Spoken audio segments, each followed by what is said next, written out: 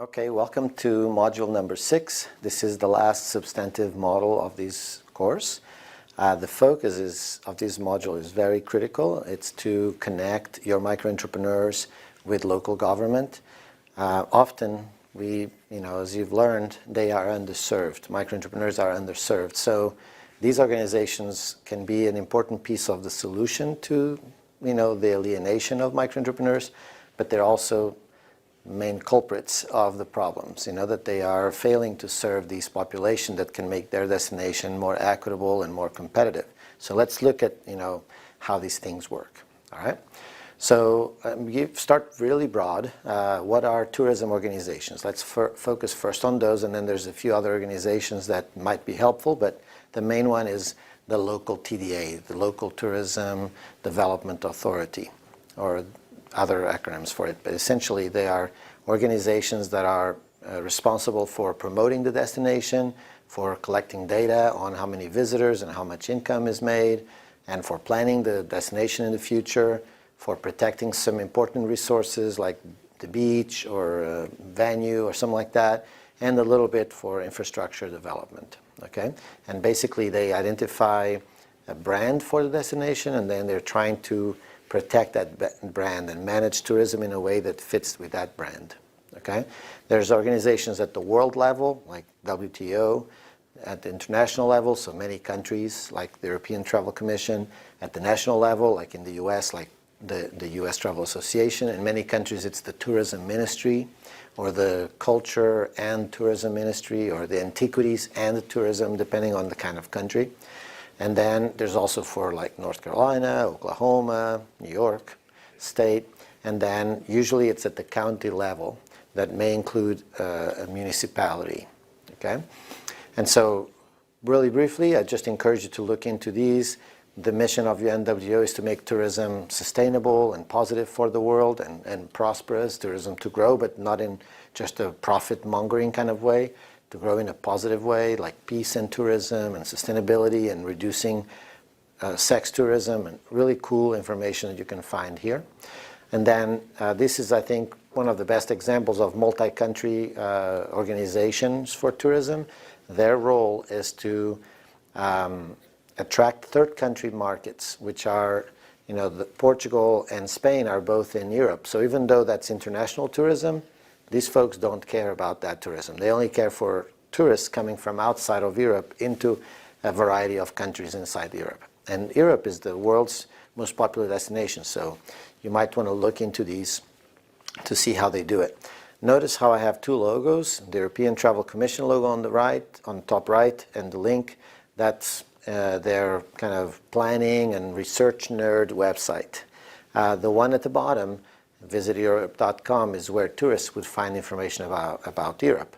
And the same thing happens with the United States. The US Travel Association has that ustravel.org, where you can learn about policies and all the research and impacts and things like that, kind of interesting about tourism in your country, in the United States. But then, the foreign tourists, what they would see from marketing would be the visitusa.com, which is their website where they promote visit to the United States. So please visit that. See if you find your destination mentioned there. If it's not one of the large ones, it probably will not be mentioned, because these are the big players in the United States. A lot of money invested in marketing. And they get funding from the federal government. If you click on that How It Is Funded link, it'll take you to like the director of US Travel saying that thank you to the senators for approving this bill that's given $200 and some million to fund this website and all of their marketing campaigns. And that includes people, whole teams going to like the Berlin tourism meeting and showcasing American kind of things to do, and states being represented, and money spent in electronic marketing, online marketing, and all kinds of things like that. And then at the state level, it's a similar process. Visit NC is the one we have here in North Carolina. They are a private-public organization that has one client, and that's the state of North Carolina. It used to be part of the state, but it was felt like tourism is a capitalist space, and the local government employees just can't be edgy enough to thrive in that competitive space. So they kicked it out of the state, They're now kind of like a private organization, and they have to do a good job, otherwise they lose their contract with the state. And so this is happening throughout many states. Some states are saying, enough, we don't want to use tax money, public funds, to fund marketing for an industry. Like in states like Colorado, they gave it up, they stopped this. Florida is threatening to do the same now.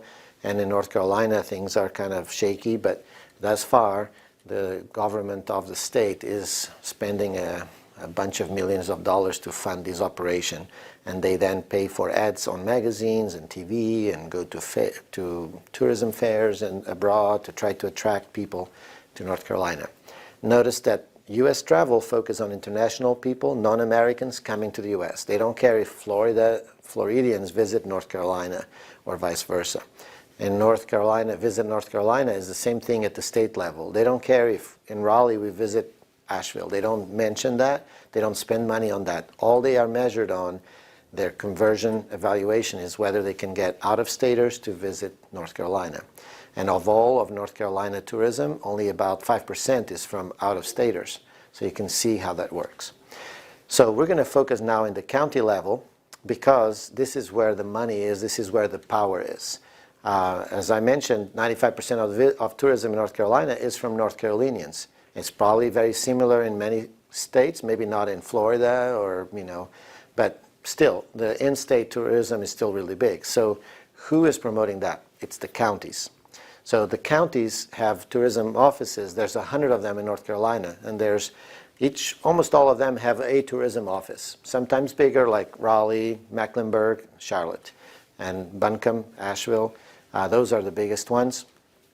And they generate a lot of revenue. They have a big budget, and that budget is generated by about a 6% occupancy rate tax that's put on hotel overnight stays. Okay, so if you go to a hotel anywhere in North Carolina or in the country, and you pay for a $100 room, you will be charged $6 on top as an occupancy tax, and that money is legislated. The limit is kind of 6%.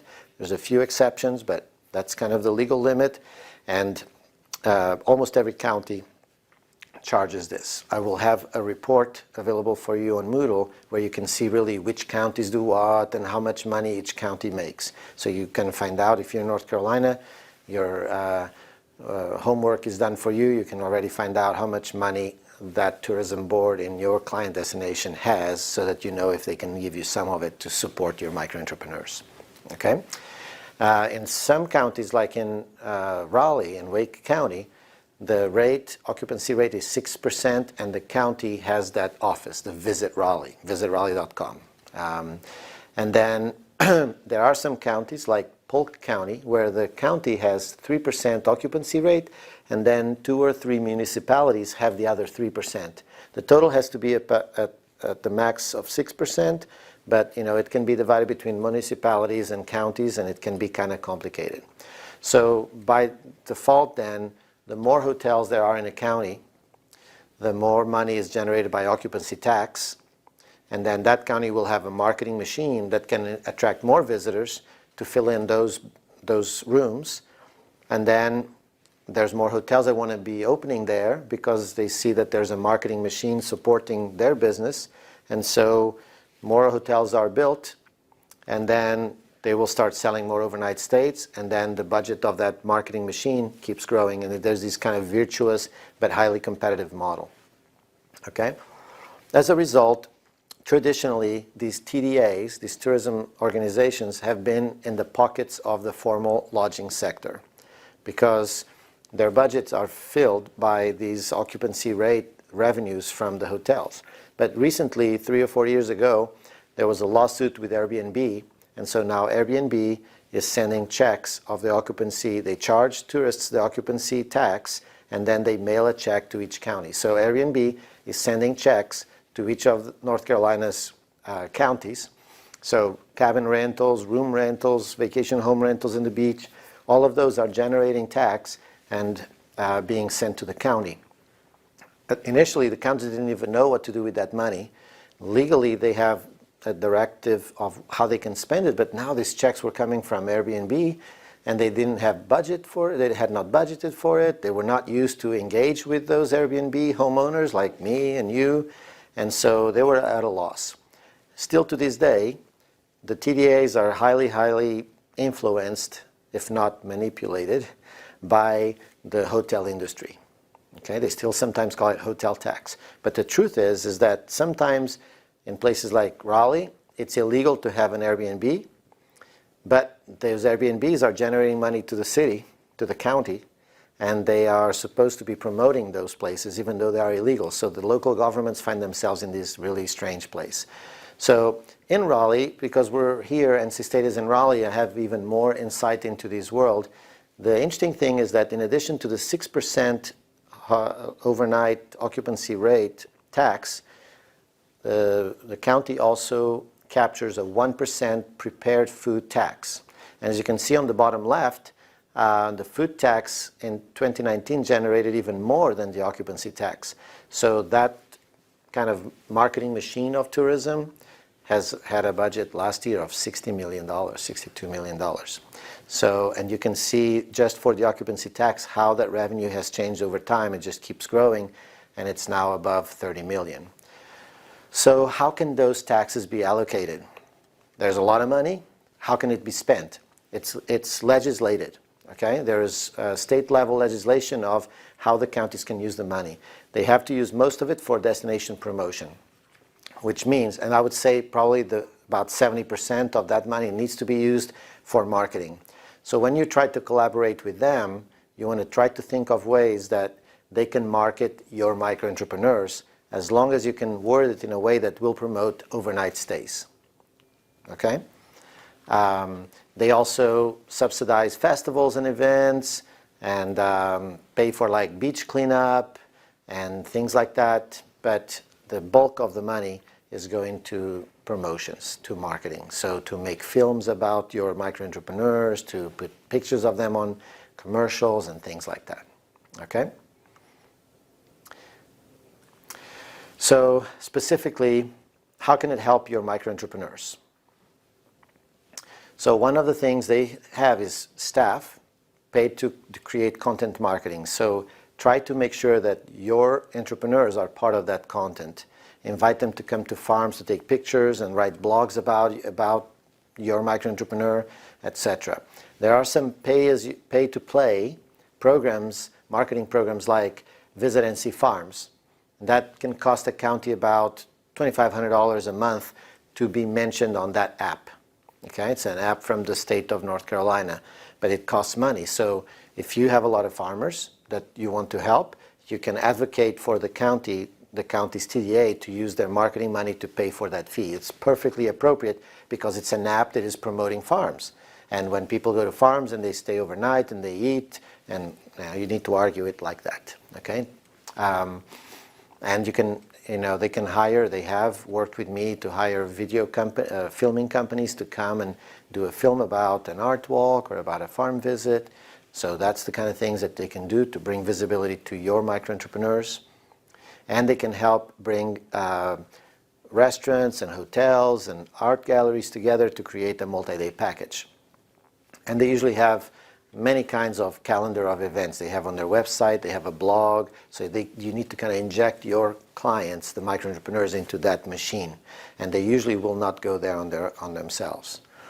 Sometimes there are product development mini grants, okay? And it could be that like a farm would ask for a little grant to build a bathroom, a public bathroom, or improve the parking lot for the visitors to stop there.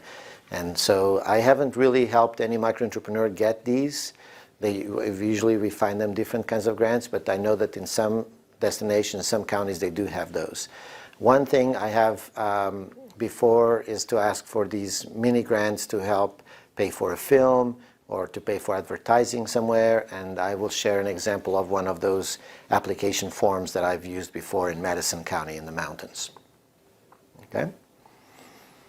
And so then there's other support organizations like Cooperative Extension. Cooperative Extension, their metrics are to get people trained, how many people were trained. And so if you can If you want to work with them, generally it's about having a workshop or a get-together. And if you say, I can get 20 farmers or 10 farmers and 5 artists and 5 storytellers, then they start thinking, okay, that's a group of about 20 or 30 people. I can put that on my activity report. That's what they're accountable to do, and give them some kind of training.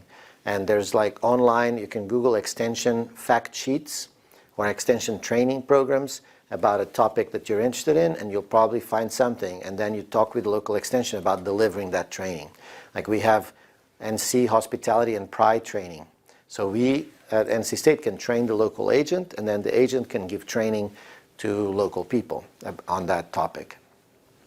There's small business development centers in every county pretty much as well. They usually are housed by the local community college. And they usually are designed to help small businesses apply for a loan. And you will probably find that most micro entrepreneurs, they don't want to get loans. They want to, live a principled life and simple life, and they don't want to get into further debt on a business that they're not sure how well it's going to go.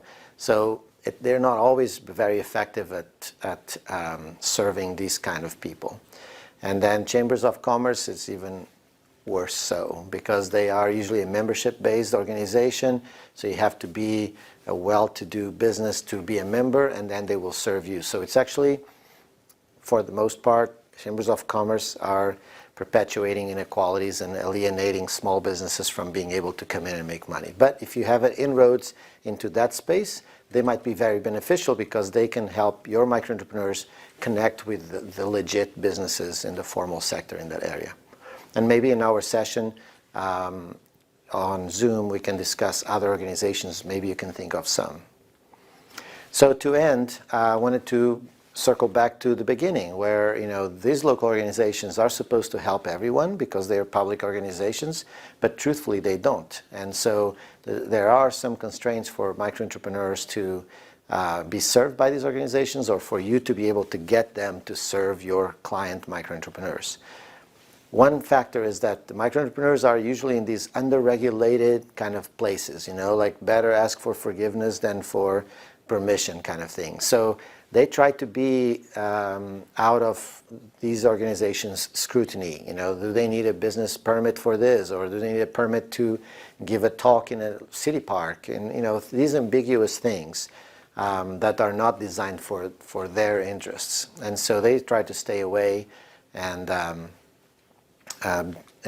their contribution to the destination is kind of invisible as well. So the local organizations don't care too much about them.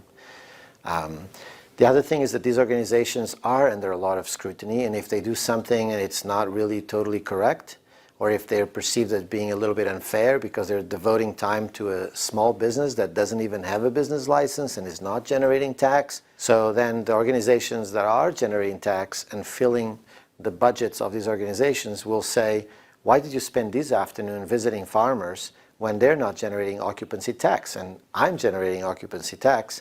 You're on my payroll indirectly, And so these local organizations, the public, the workers that work for these organizations are under a lot of scrutiny, and they need to tread very lightly. So they have a lot of disincentive to try something kind of edgy and different. And then lastly, myself, I try to keep my own privilege in check, like to what extent do I really understand micro entrepreneurs? But this is my scholarship, here I am preparing myself to teach you about these micro entrepreneurs. So, but imagine the county employees, they seldom have that obligation. So the stability of their livelihood, the structure of their work, their level of education, their 401k packages, that makes it so hard for them to understand micro entrepreneurs. People that have, as you've learned in this semester, have devoted their lives to speak and to be unique and to pursue a meaningful life. They're so different from the public worker that has job security and benefits and et cetera, et cetera. And so these public workers are not trained to do this. They are disincentivized from doing it. So their privilege and their lives make it very difficult for them to understand these people. So that's it for today. I look forward to meeting with you at the Zoom meeting.